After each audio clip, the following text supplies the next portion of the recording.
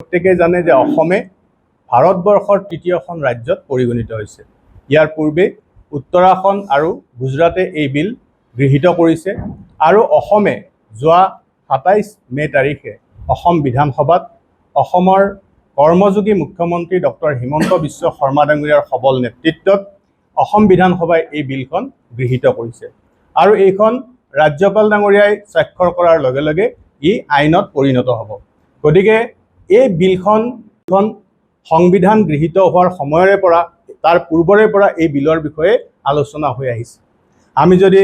1948 চনলৈকে উভতি যাওঁ, তে 1948 চনত যেতিয়া সংবিধান সভাৰ বৈঠক অনুষ্ঠিত হৈছিল, সেই বৈঠকত সংবিধান সভাৰ অন্যতম গুৰুত্বপূৰ্ণ ব্যক্তি তথা প্ৰণেতা স্বৰূপ আমাৰ বাবা চাহেব ডক্টৰ ভীমৰাও ৰামজী আম্বেদকাৰে যি ইউচিচিৰ কথা আজি আমি উল্লেখ কৰিছোঁ, সেই ইউচিচিৰ কথা অৰ্থাৎ সম নাগৰিক সংহিতাৰ কথা তেতিয়াই উল্লেখ কৰিছিল যে দেশত সকলোৰে স্বাধীন দেশৰ সকলোৱে যাতে আমি এক সম নাগৰিক সংহিতা সকলোৱে অৱলম্বন কৰোঁ, তাক যাতে আমি গৃহীত কৰোঁ, সেই কথা বতৰা তাত তেতিয়াই উল্লেখ কৰা হৈছিল। আৰু সেইমতে 1950 চনত যেতিয়া সংবিধান গৃহীত হ'ল, তেতিয়া আপোনালোকে যদি সংবিধানখন এবাৰ পঢ়িবলৈ চেষ্টা কৰি দেখিব যে 44 নং অনুচ্ছেদত এই কথা সন্নিৱিষ্ট কৰা হৈছে যে স্বাধীন ভাৰতৰ যিকোনো চৰকাৰে এই যিখন সম নাগৰিক সংহিতা বিধেয়ক তাক যাতে সকলোৱে পালন কৰে, সকলো নাগৰিকৰ বাবে যাতে সম নাগৰিক সংহিতা আমি সকলোৱে পালন কৰোঁ, তাৰ কাৰণে উল্লেখ কৰা হৈছে। গতিকে আজি কোনেও আমাৰ মাজত যি থকা কিছু ব্যাধি, বহু বিবাহ, বাল্য বিবাহ, এই ব্যাধিসমূহৰ পৰাও আমাক পৰিত্ৰাণ কৰাত সহায় কৰিব এই বিধেয়কখনে। গতিকে এই ইউনিফৰ্ম চিভিল কোড যিখন বিধেয়ক, সেই বিধেয়কখনৰ বিষয়ে আমি প্ৰত্যেকেই পঢ়া শুনা কৰাৰ প্ৰয়োজনীয়তা আছে। আমি প্ৰত্যেকেই পঢ়িব লাগিব। আপোনালোকে যদি আজিৰ পৰা কিছু বছৰ আগলৈকে উভতি যায়, আমি প্ৰত্যেকেই জানো যে উত্তৰাখণ্ডৰ এগৰাকী মহিলা চাইৰা বানু, আৰু এই চাইৰা বানুৱে তেওঁৰ তালাকৰ ফলত নিজৰ স্বামীৰ পৰা পোৱা যিসমূহ অতিশয্য, তাৰ পৰিপ্ৰেক্ষিতত যি তালাকৰ বিৰুদ্ধে তেওঁ নিজৰ যি উচ্চ ন্যায়ালয়ত তেওঁ গোচৰ দাখিল কৰিছিল, উচ্চ ন্যায়ালয়ৰ পৰা কোনো ধৰণৰ সঁহাৰি নাপালে, পৰৱৰ্তী সময়ত উচ্চতম ন্যায়ালয়ত তেওঁ যি পিটিশ্যন দাখিল কৰিলে, আবেদন দাখিল কৰিলে, তাৰ সুফল পাবলৈ সক্ষম হ'ল 2017 চনত চাইৰা বানুৱে। আৰু আপোনালোকে যদি চাই, তাৰ পৰৱৰ্তী সময়ত বিশ্ব নেতা আমাৰ সকলোৰে মাৰ্গদৰ্শক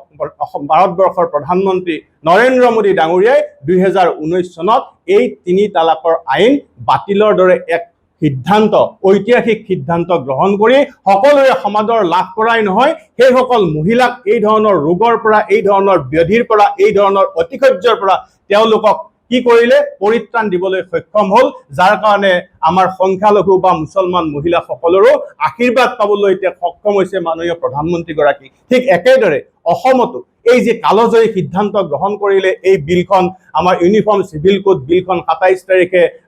অসম বিধানসভাত গৃহীত কৰি অসমৰ মাননীয় মুখ্যমন্ত্ৰী ডক্টৰ হিমন্ত বিশ্ব শৰ্মাৰ বিষয়ে আজি তেখেতৰ বিষয়ে দেখিছে যে বিভিন্ন ঠাইত চুকে কোণে অসমৰ প্ৰতিটো অঞ্চলত, সেয়া সংখ্যালঘু অঞ্চলেই হওক বা হিন্দু অধ্যুষিত অঞ্চলেই হওক, সকলো অঞ্চলৰ সকলো মহিলা ওলাই আহি তেখেতক ধন্যবাদ দিয়া আমি দেখিবলৈ পাইছোঁ। এয়া এক খুব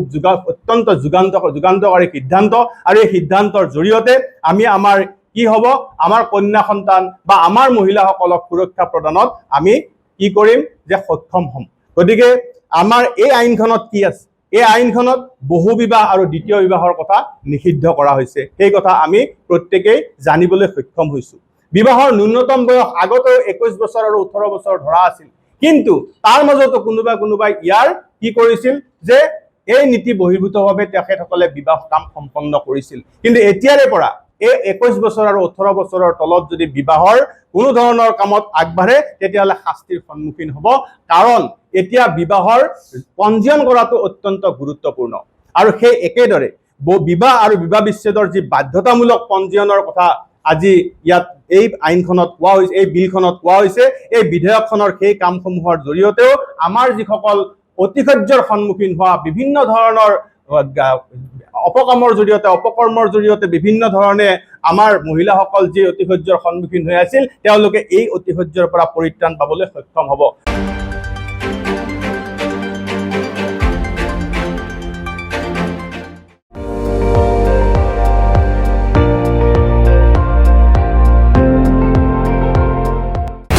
আপুনি চাই আছে ND24, সৰ্বশ্ৰেষ্ঠ নহয় সৰ্বোত্তমৰ দৌৰত।